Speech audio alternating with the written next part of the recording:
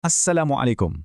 Pernah tak anda rasa dalam hidup kita yang serba sibuk ni, macam mana ya cara nak rasa lebih dekat dengan Allah? Hari ini, kita akan cuba rungkai rahsia di sebalik dua daripada 99 namanya yang maha indah. Kita akan dalami sama-sama kekuatan zikir Ya Syakur dan juga Ya Bari. Jom, kita mulakan. Semuanya bermula dengan janji yang sangat indah ni. Cuba bayangkan, satu jalan pintas ke syurga ditawarkan pada kita hanya dengan mengenali dan menghafal 99 namanya. Tapi, ini bukan sekadar hafal tau. Ia tentang kita hayati setiap sifatnya, jadikan ia sebagai panduan hidup kita seharian. Nombor 99 ni, ia bukan sekadar nombor.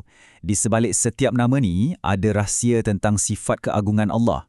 Ia ibarat peta untuk perjalanan rohani kita. Masa kita rasa buntu, ada namanya yang boleh jadi petunjuk. Bila kita sedih, ada namanya yang boleh jadi penenang. Inilah cara kita nak kenal dan rasa lebih dekat dengan pencipta kita. Okey, ini dia agenda kita untuk perkongsian kali ni. Mula-mula, kita sentuh sikit pasal rahsia 99 nama Allah. Lepas tu, kita akan kenal dengan lebih dekat lagi nama Ya Syakur dan Ya Bari termasuk cara amalannya. Dan akhir sekali, macam mana kita nak amalkan zikir ni dalam hidup kita. Jom kita mula. Baiklah, kita mulakan dengan bahagian pertama, janji syurga. Jom kita fahamkan kenapa amalan menyebut dan merenung nama-nama Allah ni sangatlah besar ganjarannya dan macam mana ia boleh jadi jambatan yang menghubungkan kita terus dengannya. Jadi, apa sebenarnya Asmaul Husna ni?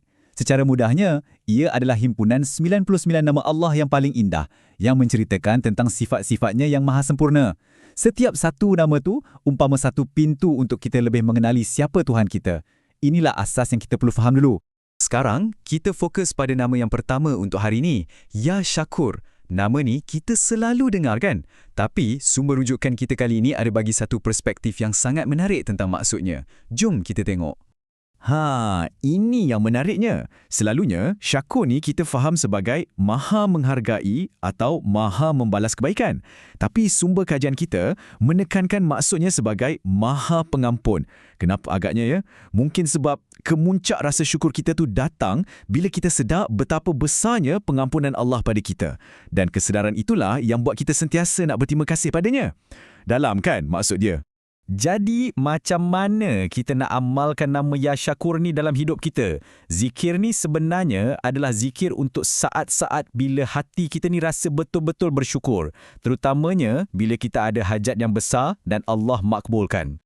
Cuba kita bayangkan situasi ni. Katalah anda baru je lepas solat hajat, minta sesuatu yang sangat-sangat penting. Waktu itulah, menurut sumber, kita digalakkan untuk berzikir Ya Syakur sebanyak 40 kali. Niatnya cuma satu je, sebagai tanda terima kasih yang ikhlas, seolah-olah kita dah pun dapat apa yang kita minta. Ini adalah adab kita bila berdoa. Okey, daripada rasa syukur, sekarang kita beralih pula kepada satu lagi sifat Allah yang hebat, iaitu sebagai Maha Pencipta. Kita akan kenali nama Ya Bari'i, nama yang mengingatkan kita tentang kuasa Allah sebagai perancang terhebat alam semesta ni. Ya Bari, maksudnya Maha Perancang. Cuba kita fikir sejenak tentang alam sekeliling kita, keunikan cap jari setiap manusia, atau macam mana planet-planet di angkasa boleh bergerak dengan begitu teratur. Subhanallah. Semuanya adalah bukti perancangan Allah yang sangat teliti, sangat sempurna, tanpa cacat cela. Jadi, bila pula masa yang sesuai untuk kita amalkan zikir Ya Bari ni? Zikir ini adalah ikhtiar kita bila kita diuji. Masa kita rasa lemah, bila kita sakit, atau bila kita rasa terbeban dengan masalah. Nama inilah yang kita seru. Kita mohon pada Sang Perancang untuk susun semula urusan kita dan berikan kita jalan keluar. Dan ini cara amalannya. Bila anda diuji dengan kesusahan atau sakit, zikirkanlah Ya Bari 100 kali setiap hari. Amalan ni bila kita buat dengan istiqamah selama 7 hari berturut-turut, ia bukan sekadar rutin. Ia adalah satu bentuk penyerahan, satu pengakuan yang kita yakin Tuhan yang merancang ujian ini, dia jugalah yang berkuasa untuk merancang kesemuan untuk kita. Nampak tak? Kita dah tengok dua nama dengan dua amalan yang berbeza untuk situasi yang berbeza. Ini membuktikan yang Asmaul Husna ni bukan sekadar satu senarai untuk kita hafal. Ia macam kit pertolongan cemas rohani kita. Setiap nama ada fungsi khasnya. Perbandingan ni merumuskan apa yang kita dah bincangkan. Ya Syakur, untuk bersyukur lepas mohon hajat, kita zikirkan 40 kali. Manakala Ya Bari'i, untuk ikhtiar sembuh dari sakit atau kesusahan, zikirkan 100 kali setiap hari selama seminggu. Satu untuk waktu kita gembira dan bersyukur, satu lagi untuk waktu kita diuji. Dua nama, dua keperluan, tapi datang dari satu sumber kekuatan yang sama.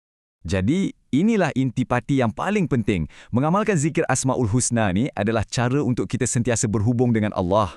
Ia adalah cara kita nak pastikan hati dan ingatan kita sentiasa terpaut padanya, tak kiralah sama ada kita dengan sujud syukur ataupun tengah merintih dalam doa masa diuji.